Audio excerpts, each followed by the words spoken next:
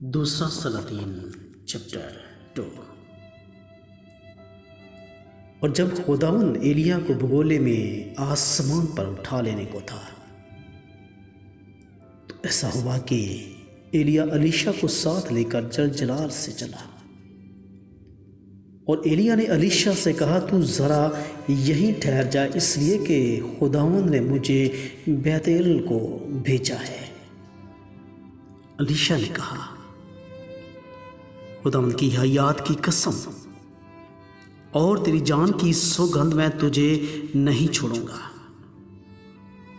سو وہ بیت ایل کو چلے گئے، اور انبیاء زادے جو بیت ایل میں تھے الیشا کے پاس آ کر اس سے کہنے لگے کہ کیا تجھے معلوم ہے کہ خداوند آج تیرے سر پر سے تیرے آقا کو اٹھا لے گا؟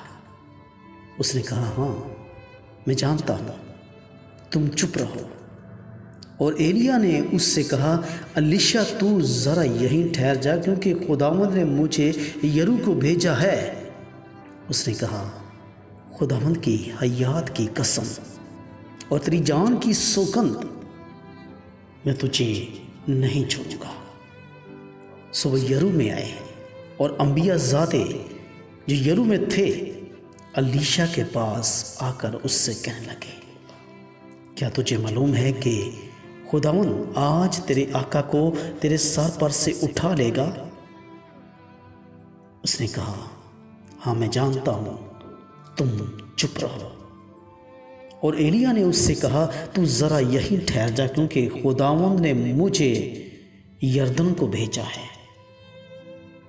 اس نے کہا خداوند کی حیات کی قسم اور تیری جان کی سوگند میں تجھے نہیں چھوڑوں گا۔ سو وہ دونوں آگے چلے، اور ایلیا اور انبیاء زادوں میں سے 50 آدمی جا کر ان کے مقابل دور کھڑے ہو گئے،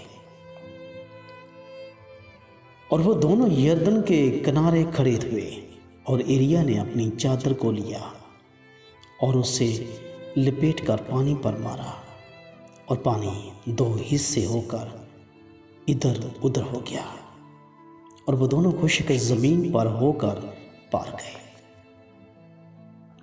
اور جب وہ پار ہو گئے تو ایلیا نے الیشا سے کہا کہ اس سے پیشتر کہ میں تجھ سے لے لیا جاؤں، بتا میں تیرے لیے کیا کروں؟ الیشا نے کہا میں تیری منت کرتا ہوں کہ تیری روح کا دگنا حصہ مجھ پر ہو۔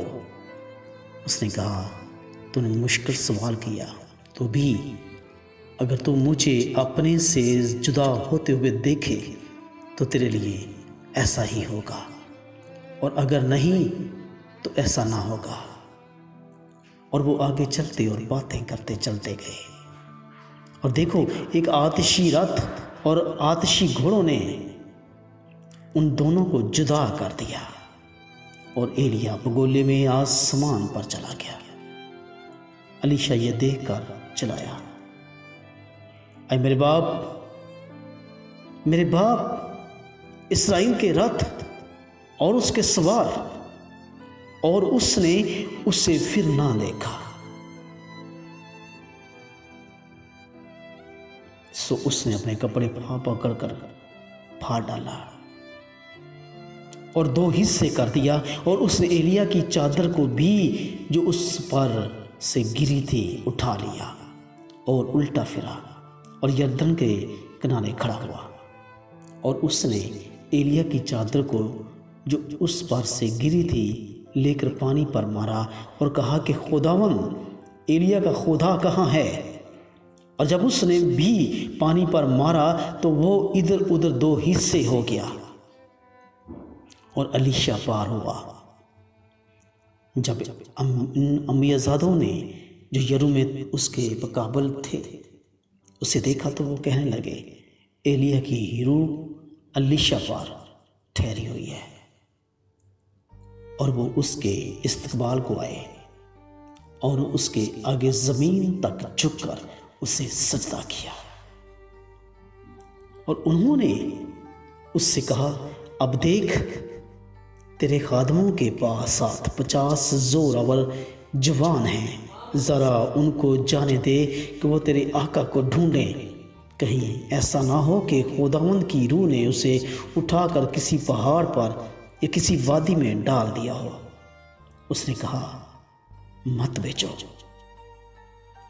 جب انہوں نے اس سے بہت ضد کی یہاں تک کہ وہ شرما بھی گیا تو اس نے کہا بھیج دو۔ اس لیے انہوں نے 50 آدمیوں کو بھیجا اور انہوں نے 3 دن تک ڈھونڈا پر اسے نہ پایا، اور وہ ہنوز یرو میں ٹھہرا ہوا تھا۔ جب وہ اس کے پاس لوٹے تب اس نے ان سے کہا کیا میں نے تم سے نہ کہا تھا کہ نہ جاؤ؟ پھر اس شہر کے لوگوں نے الیشا سے کہا ذرا دیکھ، یہ شہر کیا اچھے موقع پر ہے، جیسا ہمارا خداوند خود دیکھتا ہے، لیکن پانی خراب اور زمین بنجر ہے۔ اس نے کہا مجھے ایک نیا پیالہ لا دو اور اس میں نمک ڈال دو۔ وہ اسے اس کے پاس لے آئی اور وہ نکل کر پانی کے چشمہ پر گیا اور وہ نمک اس میں ڈال کر کہنے لگا خداوند یوں فرماتا ہے کہ میں نے اس پانی کو ٹھیک کر دیا ہے،